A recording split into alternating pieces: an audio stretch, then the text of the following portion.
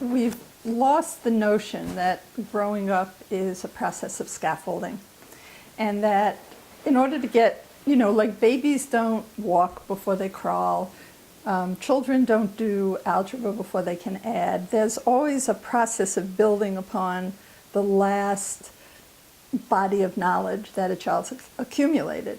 And so I think in the process of being so preoccupied with grades and metrics and schools and performance that we've forgotten what the real tasks of childhood are. For young children, it's just sensory exploration. That's how they learn.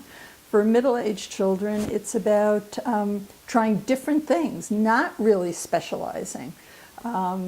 Trying your hands at lots of different things to find out what you're good at and to learn how to be friends with people. In adolescence, it's about identity and the beginning of relationships and intimacy. And those things take time. And if you've got 4 hours of homework and practice for your sport and AP classes and leadership classes, there's no time to build the scaffold. And that's what I think is going wrong.